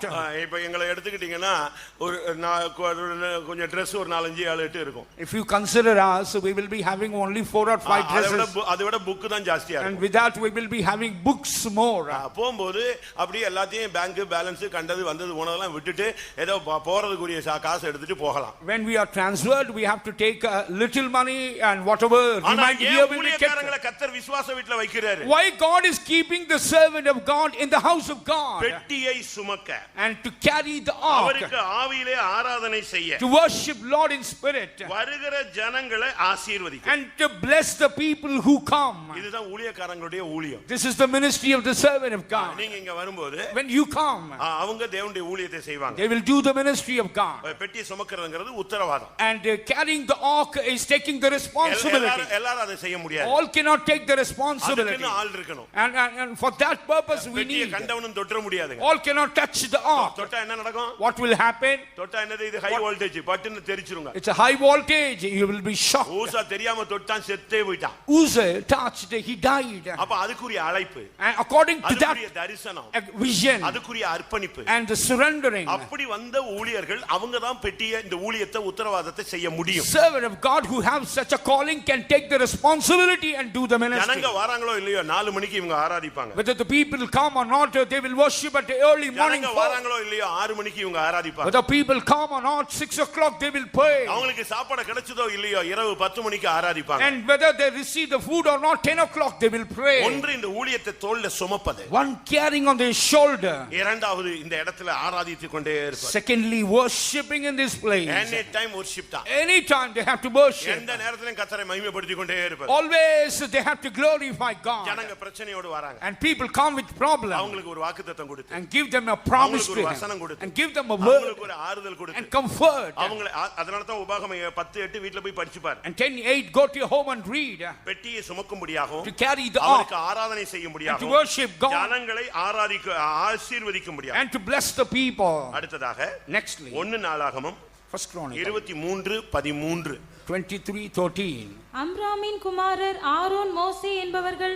ஆரோனும் அவன் குமாரரும் பரிசுத்தத்திற்கு பரிசுத்தமான ஸ்தலத்தை என்றைக்கும் பரிசுத்தமாய் காக்கிறதற்கும், என்றைக்கும் கர்த்தருக்கு முன்பாக தூபம் காட்டுகிறதற்கும், அவருக்கு ஆராதனை செய்கிறதற்கும், அவர் நாமத்திலே ஆசீர்வாதம் கொடுக்கிறதற்கும் பிரித்து வைக்கப்பட்டார். கர்த்தருடைய பரிசுத்த நாமத்துக்கு மகிமை உண்டாவதாக. And praise be to the holy name of God. ஊழியர்கள் எப்பொழுதும் பரிசுத்த ஸ்தலமா இந்த விசுவாச வீட்டை பாதுகாத்துக்கிட்டே இருக்கணும். Servant of God should always preserve this house of God in sanctity. அவங்களுடைய அஸ்திவாரமே பரிசுத்தம் The தான். foundation is holiness. பரிசுத்தம் இல்லாமல் ஒருவனும் தேவனை தரிசிப்பது இல்லையே. Without holiness no man can see God. இருதயத்தில் சுத்தமுள்ளவர்கள் பாக்கியவான்கள், அவர்கள் தேவனை தரிசிப்பார்கள். Blessed are the pure in heart, for they shall see God. அப்ப பரிசுத்தமாக இந்த இடத்தை பாதுகாத்துக்கிட்டே இருக்கணும். And always you have to preserve the sanctity. எப்பொழுதும் தேவனுக்கு தூபம் காட்டிக்கிட்டே இருக்கணும். Always you have to make incense. நல்லா நீங்க புரிஞ்சுக்கோங்க. That you understand. 4 மணி ஜெபம் ரொம்ப முக்கியம். 4 o'clock praising is important. அதிகாலையில நீ ஜெபித்தால் நீ தேவனை பார்ப்பாய். Early morning when you pray you can see God. உனக்கு புதிய கிருபை கிடைக்கும். You receive new grace. நீ உபவாச ஜெபத்துக்கு போய் பாரு. We go to fasting prayer. இந்த ஜாதி பிசாசு உபவாசத்தினால தான் போகும். This Satan will flee other than in fasting only. Bible study போ. Go to Bible study. சத்தியத்தை அறிவீர்கள், சத்தியம் உங்களை விடுதலையாக்கும். Ye shall know the truth and truth shall set you free. காத்திருப்பு கூட்டத்துக்கு போ. Go to tarry meeting. கர்த்தருடைய ஆவி அங்க உண்டு, அங்கே விடுதலை உண்டு. Where the spirit you have the deliverance. ஆராதனைக்கு போ. Go to worship. சபை கூட்டத்துல விடுறதுனால தான் உனக்கு சாபமே வருது. Forsaking the gathering of the assembly you have a சபை curse. கூட்டத்துக்கு போகும்போது தான் உனக்கு கர்த்தர் என்ன பேசணுமோ அதை பேசுவார். And when you go and gather, God will speak what he wanted to speak. இரவு உட்கார்ந்து ஜெபம் பண்ணு. Night you sit and pray. 1 மணி நேரம் என்னோடு கூட விழித்திருக்க கூடாதா? Can't you watchful for 1 hour? சோதனைக்கு உட்படாதபடி 1 மணி நேரம் விழித்திரு. And you watch and pray that you may not be tempted. அப்ப இரவு ஜெபம் தான் உன்னை சோதனையிலிருந்து தப்புவிக்கும். Night time prayer will make you to deliver out from all kinds of trial. இந்த தூபம் இங்க காட்டப்பட்டு கொண்டே இருக்கும். This incense should burn here. அதுதான் ரொம்ப முக்கியம். That's important. ஒரு வேத பாடம், ஒரு காத்திருப்பு கூட்டம், ஒரு ஆராதனை, ஒரு ஊழியம், ஒரு உபவாச ஜெபம், ஒரு இரவு ஜெபம், இதெல்லாம் கண்டினியூவா இருக்கும். நீங்க அதுல பார்ட்டிசிபேட் பண்ணும்போது தான் அந்தந்த விடுதலை உனக்கு கிடைக்கும். Bible study, tarry meeting, worship, prayer, all will happen here. When you come and participate, you will have the deliverance. 1 நாளாகமம் 23ஆம் அதிகாரம் 23 of First Chronicle. 30ல இல்லட்டா 32 33ல பார்க்கும் பொழுது 30, 32 and 33. கர்த்தரை போற்றி துதிக்கிற இடம். It is a place to praise and magnify God. நல்லா பாட்டு பாடுங்க. We have to sing. நல்ல 10 நரம்பு வீணைகளோடு என்ன செய்யணும்? ஓசையுள்ள கை தாளத்தோடு கர்த்தரை என்ன செய்யணும்? துதிக்கணும். With claps and sackbut and all kinds of trumpet, you have to praise God. பாடாட்டாலும் நான் பாடுவேன். Whether anybody sing or not, I will sing. யாரு பாடட்டும் பாடாம போட்டும் எவன் எக்கடு கட்டு பாடாலும் நான் பாடிட்டே இருப்பேன். Anybody, whether they sing or not, என் உயிர் உள்ளளவும் நான் பாடுவேன். Until my life I will sing. நான் சொல்லியிருக்கேன் பரலோகத்துல ஆண்டவரே பரலோகத்துல பாடுற கொயர் கேர் வச்சிருந்தா எனக்கு ஒரு சான்ஸ் கொடுங்கன்னு கேட்டேன். Lord, if you have kept a choir in the heaven, Lord, you have to give me a chance. அங்க போய் இப்படியே உட்கார்ந்து வேடிக்கை பார்த்துட்டே இருக்கிறது இல்ல. Not to watch in that place. கர்த்தரை போற்றி துதிக்க, to praise and magnify. வெறும் ஸ்தோத்திரம் பண்ணி துதிக்கிறதுக்குன்னு தாவீது 4000 பேர் சம்பளம் கொடுத்து வச்சிருந்தாங்க. God is David has given appointed a labor to praise God 4000 people. Shift போட்டு And a shift was made. 24 hours துதிச்சிட்டே இருக்கிறதுக்காக 4000 பேரை தாவீது ரெடி பண்ணி அவங்களுக்கு சம்பளம் கொடுத்து ரெடி பண்ணி வச்சிருந்தான். ஒருத்தன் முடிச்சிட்ட உடனே அடுத்தவன் ஸ்டார்ட் பண்ணிடுவான். 4000 பேர் ஷிஃப்ட் போட்டு வாசிங்க அந்த David upon 23:5. என்னது 23? 1 நாளாகமம் 23:5. 23:5. திருப்பி எல்லாம் நம்ம ஆளுங்க சாமுவேல்ல தேடிட்டு இருப்பான். 4000 பேர் வாசல் காக்கிறவர்களாய் இருக்க வேண்டும் என்றும் துதி செய்கிறதற்கு தான் பண்ணுவித்த கீத வாத்தியங்களால் 4000 பேர் கர்த்தரை துதிக்கிறவர்களாய் இருக்க வேண்டும். கீத வாத்தியத்தோடு எத்தனை பேர் வாசிக்கணும்? எத்தனை பேர் கர்த்தரை துதிக்கணும்?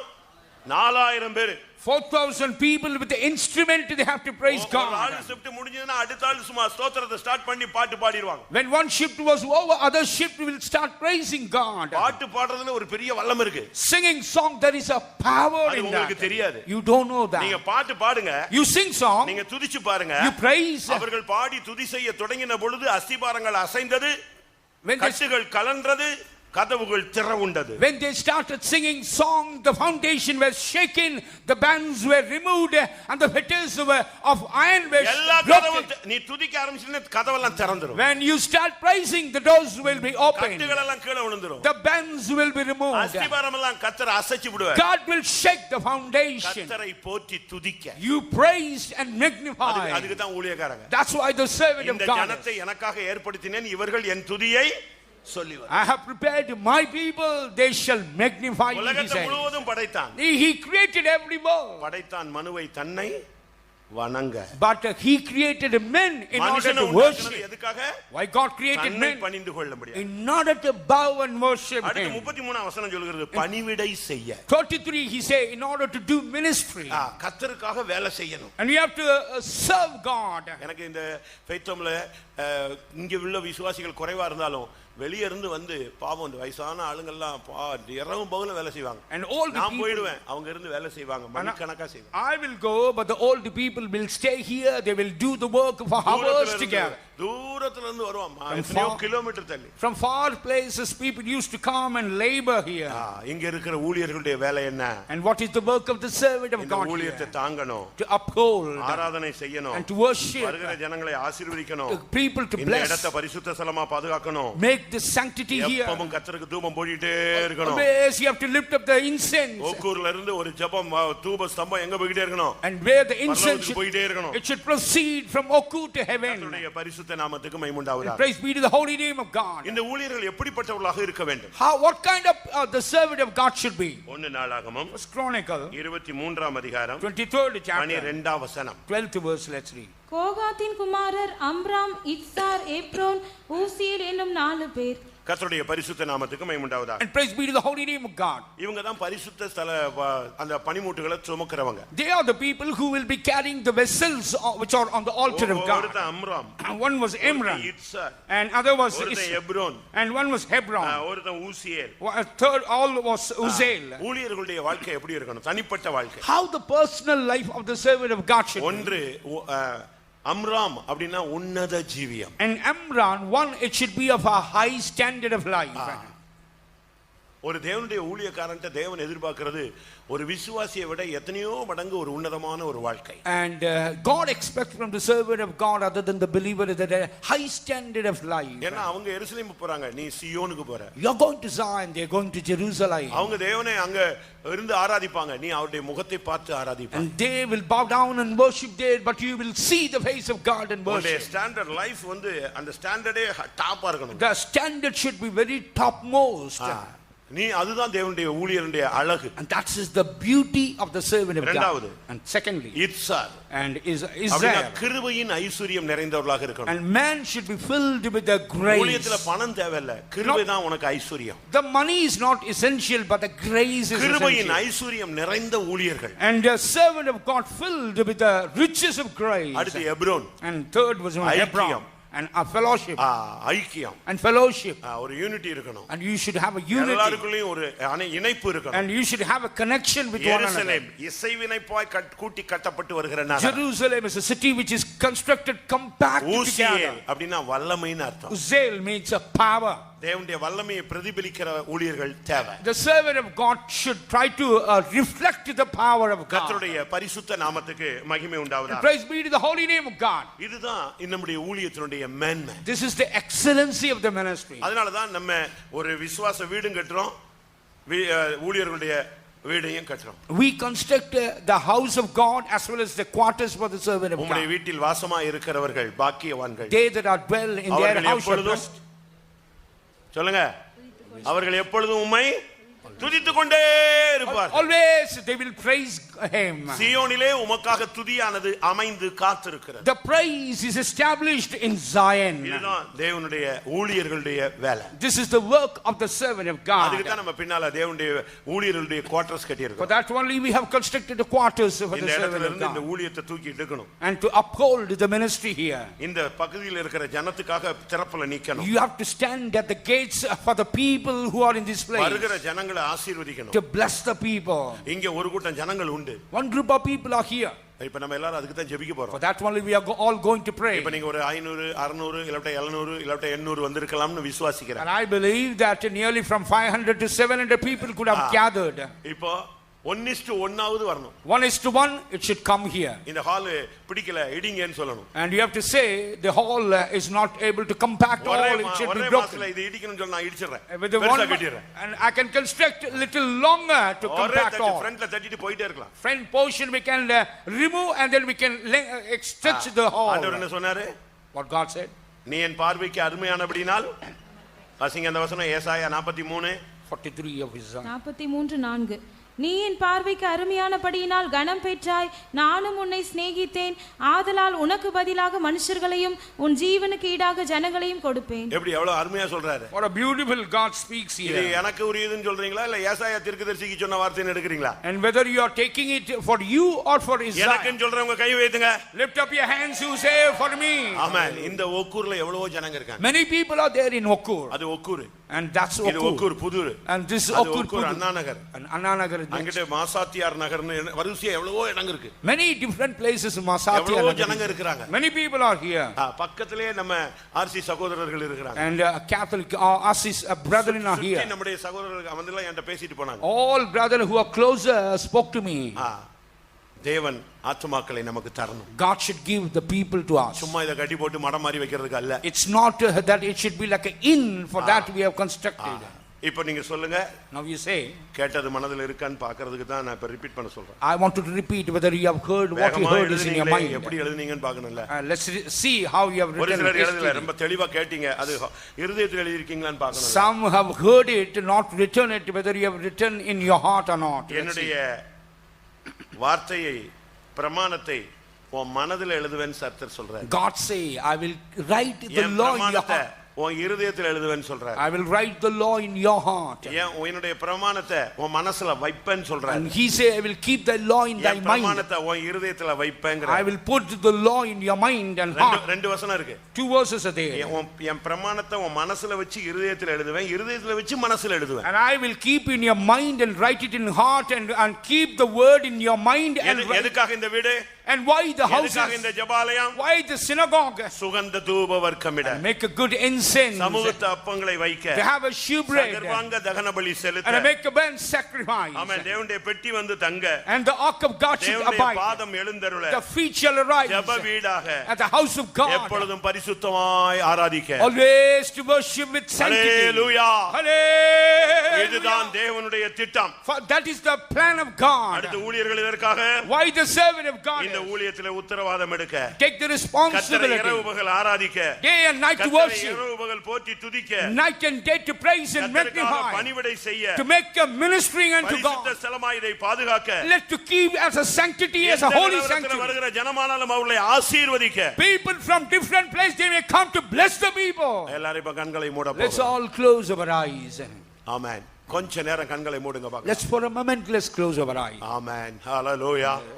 இந்த இடம் இந்த தேவனுடைய நோக்கம் நிறைவேற்றப்படுகிற இடமாய் மாறுவதாக. Let this place as the purpose of God might be fulfilled. எக்காலம் துணிக்கும்போது இங்க இருந்து ரெண்டு கூட்டம் பறக்கணும். ஒரு கூட்டம் ஊழியர்கள், ஒரு கூட்டம் விசுவாசிகள். When the trumpet sounds, one group of believers and the servant of God should arise. எத்தனை பேர் அதை வாஞ்சிக்கிறீங்க? How many people are desiring that? நாங்க இப்ப டெடிகேட் பண்றதுக்கு முன்னால, before dedicating this, இந்த பில்டிங்க இல்லாட்ட இந்த ஜெபாலயத்தை இந்த குவார்டர்ஸை டெடிகேட் பண்ண போறோம். அதுக்கு முன்னால எல்லாரும் முழங்கால் போட்டு ஒரு ஜெபம். எனக்கு அது ஒண்ணுதான் ஆசை, வேற ஒண்ணும் இல்ல. நாங்க லட்சக்கணக்கில் பணம் செலவழிச்சதுனால பிரயோஜனம் இல்ல. ஆத்துமாக்கள் வேண்டும். We have a great purpose. We have a burden in our heart that soul should come, not constructing the synagogue or the temple. And I shall begin a child, otherwise I shall die. Lord, you give a new soul. How many people are going to pray like that? And 3 minutes continually without ceasing we are going to pray.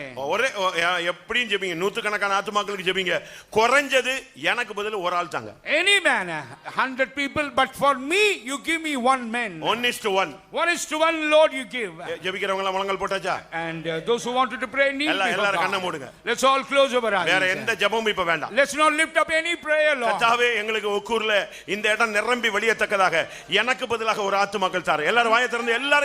Open your mouth and say hallelujah. Open your mouth and pray.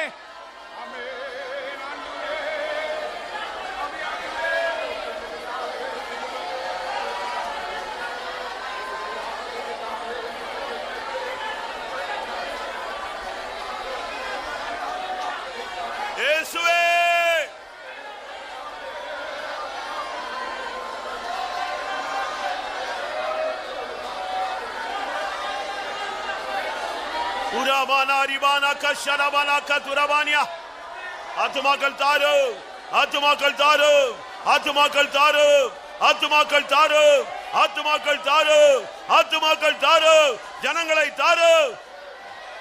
ஆமென். ஆமென். சங்கீதம் 2:8 சொல்லுது, என்னை கேள், நான் ஜாதிகளை சொந்தமாய் தருவேன். And 2:8 of Psalm say, ask unto me, I will give the nation. ஏசாயா தீர்க்கதரிசி சொல்கிறான், ஜாதிகளின் பலத்த சேனை உன்னிடமாய் திரும்பி வரும். The mighty host of the nation shall come after you, he says. ஏசாயா எரேமியா சொல்கிறான், மகா கூட்டமாய் ஜனங்கள் வருவார்கள். And Jeremiah says, a great multitude shall come. நான் விசுவாசிக்கிறேன். I believe. அப்போஸ்தல காலம் போல, in the days of apostles, அப்போஸ்தலர் 2 கடைசியில சொல்லப்பட்டது போல, and 2 the last verse, ரட்சிக்கப்படுகிறவர்களை கர்த்தர் அனுதினமும் சபையிலே சேர்த்து கொண்டு வந்தார். God gathered the people who are saved often in the church of God. பெரும் திரள் கூட்டம் வர போகிறது. Let there be a multitude of people. விசுவாசத்தோடு போராடுங்கள். Let's strive in faith in God. Amen.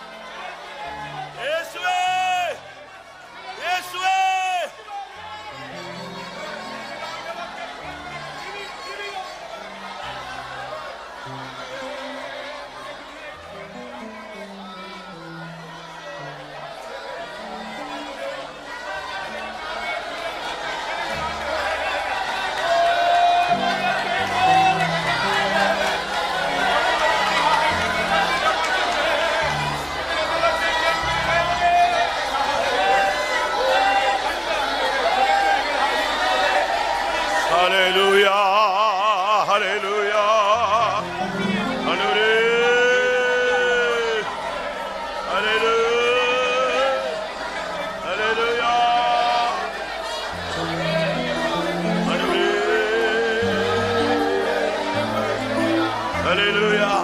ஆமென். பாவத்தில, சாபத்தில, அக்கிரமத்தில, அநியாயத்தில, வியாதியில, சர்ப்பங்களின் பிடியில, விக்கிரகத்தின் பிடியில எத்தனையோ ஜனங்கள் மாளுகிறார்கள். Many people in sin, sickness, witchcraft, sorcery, idolatry, all fornication people are entangled. ஆனால் நாம் அமைதியாக இருக்கிறோம். But we are all silent. இது நீ மௌனமா இருந்தா இன்னொரு பகுதியில கர்த்தர் வேற ஆளை எழுப்பி ஜெபிக்க வைப்பாரு. If you are silent in these days, God will make other people to arise. இன்னும் 120 செகண்ட் 2 நிமிஷம் ஜெபிக்க போறீங்க. At 2 seconds we are going to pray before God. ஒரே ஜெபம், ஆண்டவரே ஆத்துமாக்களை தாரும். Single prayer, Lord, you give the souls, Lord. அபிஷேகத்தோட, with anointing. போராடுங்க. You strive. Amen.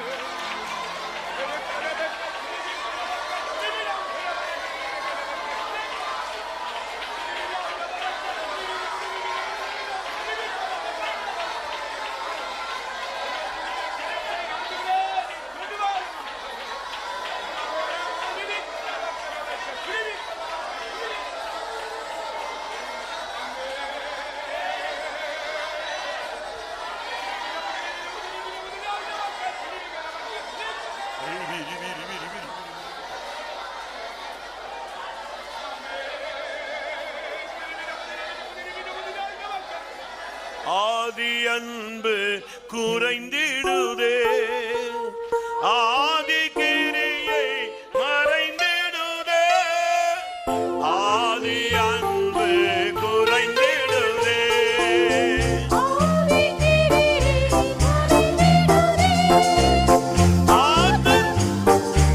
ஆழ்வதை காண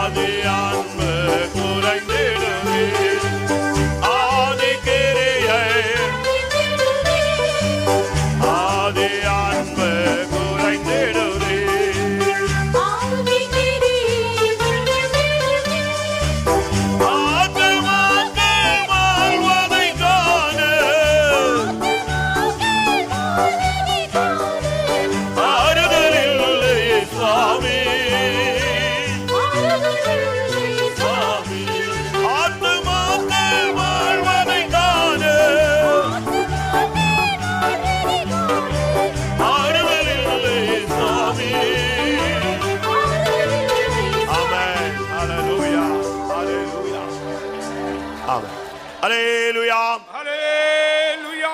எல்லாரும் முழங்கால் போடுங்க. Let's all kneel before God. நான் இப்ப நம்ம இந்த விசுவாச வீட்டை, இந்த குவார்டர்ஸ் நம்ம இப்ப தேவனுடைய வீட்டை, ஊழியர்கள் தங்கும் அறைகளை நாம் பிரதிஷ்டை கர்த்தருடைய கையில அர்ப்பணிக்க போகிறோம். அதான் பிரதிஷ்டை. Now we are going to surrender the house of God and the quarters for the servant of God into the hands of God. இது மண்ணால கல்லால கட்டப்பட்ட வீடு தான். It's a house which is constructed by the sand and the brick. தேவன் இதை ஆசீர்வதித்தா இன்னையில இருந்து இதுக்கு பெயர் விசுவாச வீடு. But God blessed it from this day.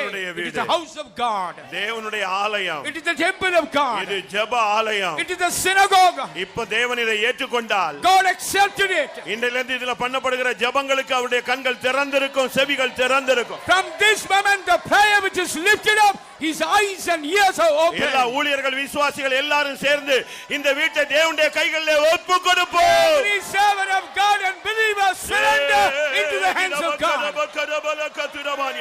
கர்த்தாவே, இந்த விசுவாச வீட்டை, இந்த ஆலயத்தை, ஜெப ஆலயத்தை, இந்த முழு ஃபெய்த்தாவையும் உம்முடைய திருக்கரங்களில் சமர்ப்பிக்கிறேன்.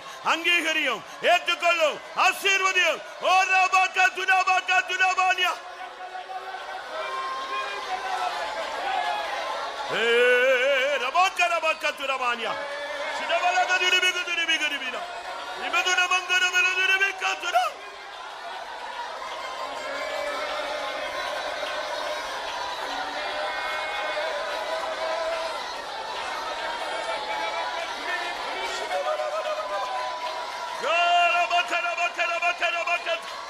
Tidak bakar.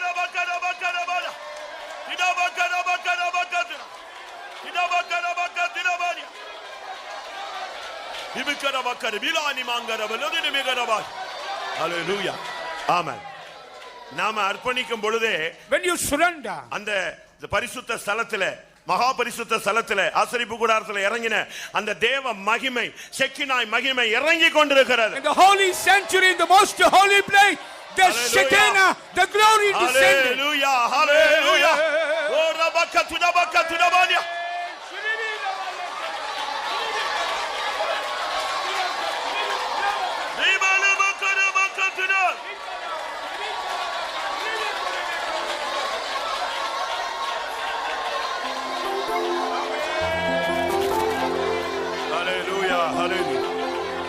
மகிமையுள்ள பரமராஜா மகிமையோடின்று மகிமையுள்ள பரமராஜா உந்தன் மகத்துவமுள்ள ஆலயத்தில் எழுந்தருளுமே உந்தன் எல்லாரும் ஆமென் மகிமையுள்ள பரமராஜா ஆமென் மகிமையுள்ள ஹalleluya எழுந்தருளுமே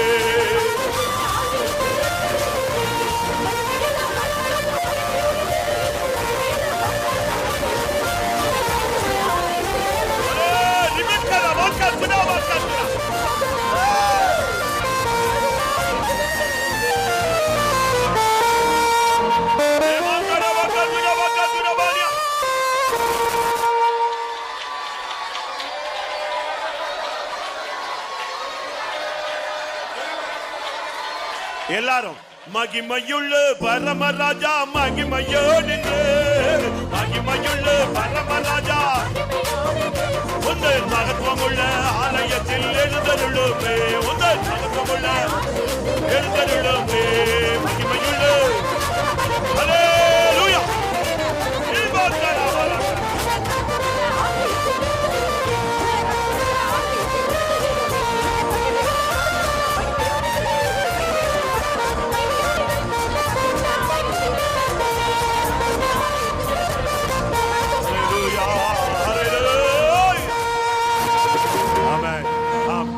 ஹல்லேலூயா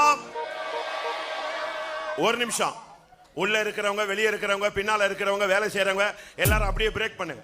All let's break what you are doing, whether in or out or backside. எல்லா ஊழியக்காரங்க விசுவாசிகள் எங்க இருந்தாலும் கண்ணை மூடி நின்னுகிட்டு முழங்கால்ல நின்னு இப்ப மகிமையினால இந்த இடத்தை தேவன் அங்கீகரிக்கிறார் ஆசீர்வதித்துக் கொண்டிருக்கிறார் தேவன் எழுந்திருக்கிறார்.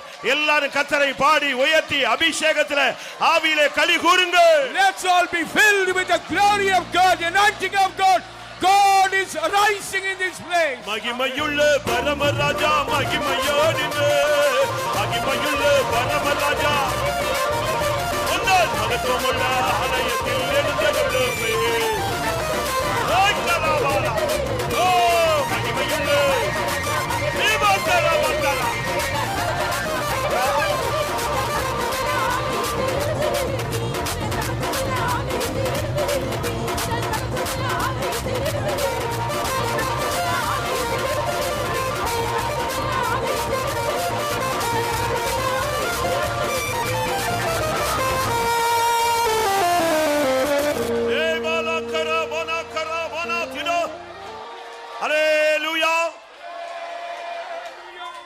பிரியமானவர்களே இது கல்லினாலும் மண்ணினாலும் கட்டப்பட்ட வீடு. Beloved, it is a house constructed by the brick and sand. இயேசு வரும்போது இது போகாது. When Jesus come, it will not rapture. நீங்களே நாமே தேவனுடைய ஆலயம். We are the temple of the living God. நம்முடைய ஆலயத்துக்கு ஒரு பிரதிஷ்டை வரப்போகுது. And dedication is going to come for the temple. எக்காலம் தொனிக்கும். A trumpet will sound. என் மீட்பர் உயிரோடு இருக்கிறார். My redeemer liveth. நான் அவரை காண்பேன். I will behold. அந்நிய கண்கள் அல்ல. Not with another eye. என் சொந்த கண்கள் அவரை காணும். With my own eye I will see. அன்னைக்கு தான் நமக்கு பிரதிஷ்டை. And that is the dedication for us. Amen. Hallelujah.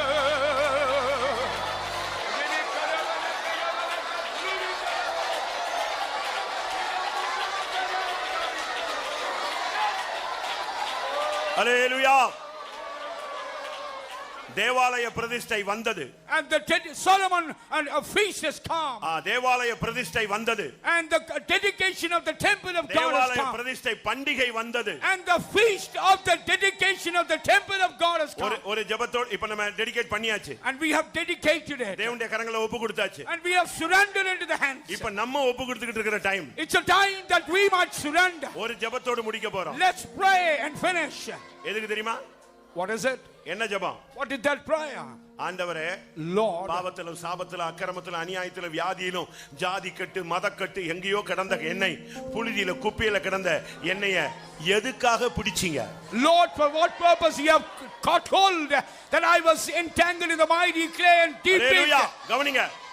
எதுக்காக என்னைய உமக்காக எடுத்தீங்க? Why, Lord, for what purpose you have lifted me up? எதுக்காக எனக்காக சிலுவையில ஜீவனை கொடுத்தீங்க? Why for me that you have died on the cross? என்னைய எதுக்கு பிடிச்சீரோ அதை நான் இப்ப பிடிக்கணும். For what purpose you have held me that I have to hold it? நான் வீணா ஓட விரும்பல. I don't want to run in vain. ஆமென். ஒரு அமெரிக்கா பாஸ்டர் வந்தாரு. American pastor came. சிஸ்டர் தீனமாவுடைய அண்ணன். And he was a brother of sister London pastor, London pastor. And he was a pastor from London. Samuel ஃபேமிலியோட ஊழியத்துக்கு வந்தவர். அவங்க அம்மா எல்லாம் தூத்துக்குடி அம்மச்சியா இருந்தாங்க. And Tutukuri and Ammachi, his mother was, they have come as a family to the ministry. அவர் 83 நினைக்கிறேன், 82 83 தூத்துக்குடிக்கு வந்தார். நான் விசுவாசியா இருந்தேன். 82 and 83, I was a believer on that time. He came to Tuticorin. அவர் ஒரு பாட்டு. And he sung a song. Lord, hold my hand. Lord, you hold my while hand. I run this race. While I run this race. புரியுதா உங்களுக்கு எல்லாருக்கும்? I don't want to run this race. I don't want to run this race. அவர் சொல்றார், என்னை எதுக்கு பிடிச்சீங்க? What purpose you have held me? என் கையை ஏன் பிடிச்சீங்க? Why you have held? அது எதுக்கு பிடிச்சீங்க? What purpose you have? நான் வீணா இந்த ஓட்டத்தை ஓட விரும்பல. I don't desire to run vain. அழகா சொல்றார். Beautifully he said, Lord, hold my hand while I run this race. Lord, hold my hand while I run this race. I don't want to run this race. I don't want to run this race in vain. அழகான ஒரு பாட்டு, ஒரு chorus சொல்லி கொடுத்து போனார். Beautiful song, a chorus. இந்த விசுவாச ஓட்டத்துல என் கையை பிடிச்சிருக்கீங்க, ஆனா நான் வீணா ஓடுறதுக்கு விருப்பப்படல. எதுக்காக பிடிச்சீங்களோ அதை பிடிக்க நான் ஆசைப்படுறேன். Lord, I don't want to run this race in the faith in vain. For what purpose you have held me, I wanted to hold that. நான் வீணா எல்லாத்தையும் விட்டுட்டு இதுல ஓடி பிரயோஜனம் இல்லாம போயிட கூடாது. I should not be a vain that I don't want to run this race. I don't want to run this race in vain. Lord, hold my hand while I run this race. Lord, hold my hand while I run this race. I don't want to run this race. I don't want to run this race in vain. அருமையான ஒரு பாடல். beautiful song. ஆண்டவரே, நான் வீணா ஓட விரும்பல.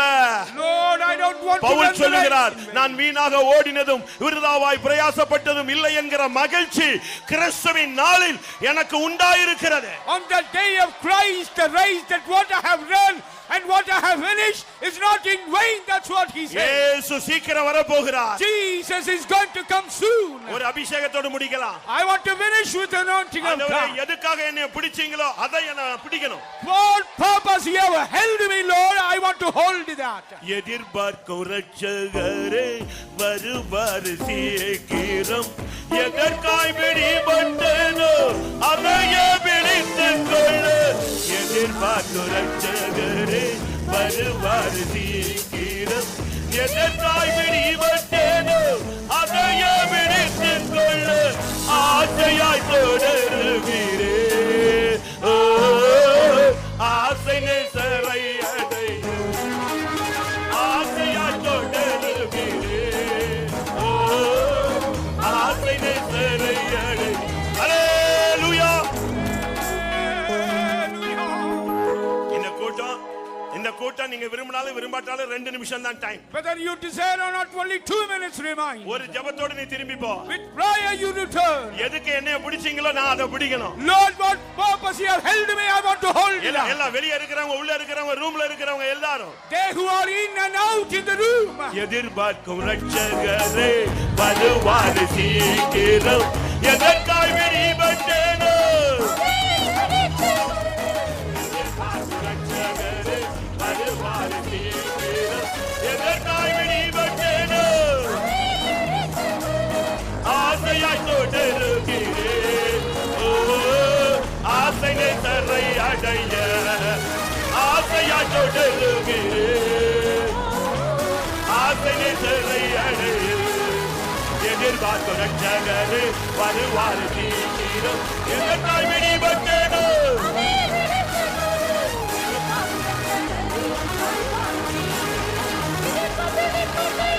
அதைய விழித்துக் கொண்டு ஆசையாய் தொடருகிறேன், ஆசை நேசரை ஆண்டவரே, இவர வந்தர வந்தர வந்தர வர வர, ஆசையாய் தொடருகிறேன், இயேசுவே,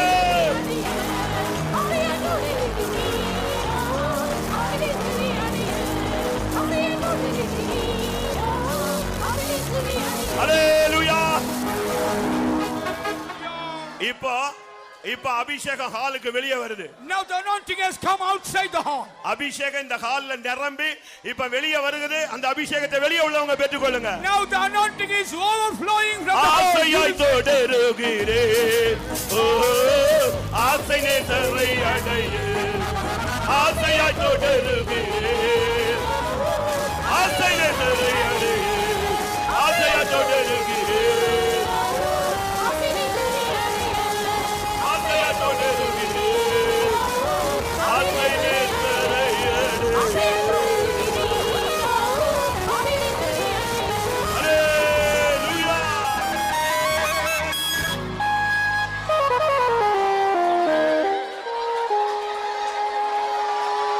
ஆமென். ஆம், கர்த்தர் இந்த இடத்தை தம்முடைய வீடாய் அங்கீகரித்தார். அதற்காக ஸ்தோத்திரம் பண்ணுவோம்.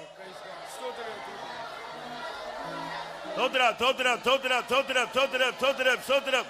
அவருடைய கரம் இந்த இடத்துல நீட்டப்பட்டது. அதற்காக ஸ்தோத்திரம் பண்ணுவோம். இன்றிலிருந்து இந்த இடத்துல பண்ணப்படுகிற ஜெபங்கள், விண்ணப்பங்கள் எல்லாம் தேவசன்னிலே எட்டுகிறது. அதற்காக ஸ்தோத்திரம் பண்ணுவோம். இங்க உள்ள ஊழியர்களை அக்கினி ஜுவாலைகளாய் மாற்றுகிறார். அதற்காக ஸ்தோத்திரம் பண்ணுவோம். இந்த ஒக்கூர் புதூர், ஒக்கூர் அண்ணா நகர், இந்த பகுதியில் உள்ள எல்லா ஜனங்களையும் தெய்வம் ஆசீர்வதிக்க முடியாது. ஸ்தோத்திரம் பண்ணுவோம். இந்த ஊரை செழிப்பாய் மாற்ற முடியாது. ஸ்தோத்திரம் பண்ணுவோம். ஒவ்வொரு குடும்பங்களில் உள்ள போராட்டங்கள் நீங்க முடியாது. ஸ்தோத்திரம் பண்ணுவோம். எல்லா வீடுகளிலும் சிலுவை வெளிப்பட முடியாது. ஸ்தோத்திரம் பண்ணுவோம். எல்லா குடும்பங்களையும் தன்னுடைய பக்கம் இழுத்துக் கொள்ள முடியாது. ஸ்தோத்திரம் பண்ணுவோம். நித்திய ஜீவனுக்குள்ளாய் மாற்ற முடியாது. ஸ்தோத்திரம் பண்ணுவோம். இந்த இடத்துல ஒரு கூட்டம் சீயோன், ஒரு எருசலேமை கர்த்தர் உருவாக்க போகிறார். அதற்காக ஸ்தோத்திரம் பண்ணுவோம். இயேசு வரும்பொழுது ஒரு கூட்டம் ஊழியர்கள், ஜனங்கள் இந்த இடத்திலிருந்து மகிமையிலே அவரை சந்திக்கிறார்கள். அதற்காக ஸ்தோத்திரம் பண்ணுவோம். இந்த ஊர் தலைவருக்காக ஸ்தோத்திரம் பண்ணுவோம். அவருடைய குடும்பங்களை ஆசீர்வதிக்க முடியாது. ஸ்தோத்திரம் பண்ணுவோம். இந்த ஜனங்கள் எல்லாரையும் செழிப்பாய் மாற்றி எல்லாரையும் நித்திய ஜீவனுக்குரியவர்களாய் மாற்ற முடியாது. ஸ்தோத்திரம் பண்ணுவோம். ஜனங்கள் திரும்பி போகிற பிரயாணங்களுக்காக ஸ்தோத்திரம் பண்ணுவோம். இந்த வருஷம் நடந்த நம்முடைய எல்லா புரோகிராம்லையும் கர்த்தர் அங்கீகரித்தார். அதற்காக ஸ்தோத்திரம் பண்ணுவோம். இன்னும் வருஷ கடைசியில எல்லா கூட்டங்களையும் மகிமையாய் மாற்ற முடியாது. ஸ்தோத்திரம் பண்ணுவோம். அவர் வரும்பொழுது அவரை சந்திக்க எல்லாரையும் ஆயத்தப்படுத்த முடியாது. ஸ்தோத்திரம் பண்ணுவோம். இங்குள்ள ஊழியர்களுக்காக ஸ்தோத்திரம் பண்ணுவோம். இங்குள்ள ஒவ்வொரு விசுவாசிகள் குடும்பங்களுக்காக ஸ்தோத்திரம் பண்ணுவோம். பிதா, குமாரன், பரிசுத்த ஆவியானவருக்காக ஸ்தோத்திரம் பண்ணுவோம். எல்லா மகிமையும் அவருக்கே செலுத்தி ஸ்தோத்திரம் பண்ணுவோம். நல்ல பிதாவை ஆசீர்வாதத்துக்காக துதிக்கிறோம். கடந்த நாட்களில் எங்களை கண்ணீர் மணி பாதுகாத்து ஆண்டு வருஷத்தின் கடைசியில் இப்படி பெரு ஆலயத்தை கட்டும் கத்தாவே, இந்த ஆலயத்தில் பிரதிஷ்டை பண்ண இந்த நாளைகளை தந்தபடியாலும் ஸ்தோத்திரம் கத்தாவே. இதற்கு பிரயாசப்பட ஒவ்வொருவரையும் நீ ஆசிரித்திருக்கிறபடியாலும் ஸ்தோத்திரம் கத்தாவே. இந்த ஆராதனைக்கு கத்தாவே ஏற்றுவில கடந்து வரும்படி உதவி செய்து விசேஷங்கள் மழையை கத்தாவே இயற்கை அனுகூலமாக்கி தந்தீர் ஆண்டவரே ஸ்தோத்திரம். ஆராதனை தூக்கம் வரும்படி மற்றும் தேவாவியானவர் எங்களுக்கு கூட இருந்து கத்தாவே ஆசீர்வாதமாக நடை தந்தீரே உங்கள் ஸ்தோத்திரம். ஆண்டவரே ஆசீர்வாத பாடல்களை தந்து அபிஷேகத்தால் நிறைந்து கொள்ள வல்லமை பெற்று மகிழ்ச்சியை பெற்றுக்கொள்ள ஒவ்வொருக்கு உதவி செய்தீரே உங்கள் ஸ்தோத்திரம் கத்தா ஸ்தோத்திரம். ஆண்டவரே ஜீவ வார்த்தையானது கத்தா பலவத்திலிருந்து எங்களுக்கு வெளிப்பட்டதுக்காக ஸ்தோத்திரம் கத்தாவே. இந்த ஆலயம் எதற்காகவும் ஆலயத்தில் ஊழியது எதற்காகவும் என்பதை குறித்து எங்களோடு இடைப்பெற்றீரே உங்கள் ஸ்தோத்திரம் ஸ்தோத்திரம் கத்தாவே. நான் கேட்டதான வார்த்தையின்படி கத்தாவே இந்த இடத்துல கத்தா பண்ணினால் ஜபத்துக்கு கண்கள் தெரிந்த செவி கவனிக்கமாக இருக்க அப்படின்னாலே ஆண்டவர் இந்த வீடு ஒரு தூப ஜப சத்தம் ஜபத்தை தூபம் எப்பொழுதும் கத்தாவே இந்த சன்னிதானத்தில் வரும்படியாய் கத்தா உதவி செய்யணுமாய் வேண்டிக் கொள்ளுற கத்தாவே. ஒவ்வொரு நீங்களே தேவனுடைய ஆலயம் எங்களுடைய ஆலயத்துக்குள் இருந்து கத்தாவே எப்பொழுதும் தூபம் எரிய தூபம் தேவ சன்னிதானத்துக்கு வர உதவி செய்யணும். இந்த வீடு ஒரு ஜப வீடாக இருக்கட்டும், இந்த வீடு ஒரு பசுத்தின் வீடாக இருக்கட்டும். இந்த வீட்டுக்குள் வருதான் ஒவ்வொருவரும் கத்தா அந்த வல்லமை அனுபவிக்கணும் கத்தாவே. அந்த வல்லமை பெட்டி எல்லா இருதயத்துக்குள் எழும்பி எங்கெல்லாம் இந்த பெற்று செல்வது அங்கெல்லாம் அவங்களுடைய வல்ல அநேகருக்கு ஆசீர்வாதம் கொடுக்கணும். ஆய்மாற்றி அநேக ஆத்துமாக்களை தரும்படியாக வேண்டிக் கூட ஜீவனுக்கிட ஆத்துமாக்களை தருவேன் சொன்னீரே ஆண்டவரே. அதனால் ஊரில் இருக்கிற எல்லா ஜனங்களும் ஆஸ்வதிக்கப்பட முடியாது. இந்த வல்லமையை காணும், இந்த வல்லமையை அனுபவிக்கவும் எல்லாம் இந்த இடத்துல வந்து கத்தாவே ஆண்டவரே ஒவ்வொருவருக்கு தளர்ச்சியை பெற்றுக்கொள்ளவும் ஆண்டவரே செய்யணும். சகல ஜனத்துக்கு ஜப வேடு எல்லா ஜனங்களும் கடந்து வந்த ஆத்துமாக்கள் பெருகி இந்த ஜனங்களும் ஆசிரியக்கப்பட்டு ஆண்டவரே நீர் வரும்போது கத்தாவே உண்மை சந்திக்க முடியாது. அந்நிய கண்கள் கூடிய கண்களை நம்பிக்கையோடு ஜீவித்து காணப்பட உதவி செய்யும். திரும்பி எல்லா பிரியாணங்களில் கூட ஆவியத்தும் சிரமச்சமாய் தாழ்த்துறோம். இயேசுவின் நாமத்தில் வேண்டிக் கொள்கிறோம் பிதாவே. ஆமென். நம்முடைய கர்த்தராகிய இயேசு கிறிஸ்துவின் கிருபையும் பிதாவாகிய தேவனுடைய அன்பும் பரிசுத்த ஆவியின் ஐக்கியமும் நம்முடைய சகல பரிசுத்தவான்களுடைய கர்த்தராகிய இயேசு மகிமையிலே வெளிப்படும் மட்டும் கூட இருப்பதாக. ஹல்லேலூயா ஹல்லேலூயா ஹல்லேலூயா. ஆமென். கர்த்தர் உங்களை ஆசீர்வதிப்பாராக.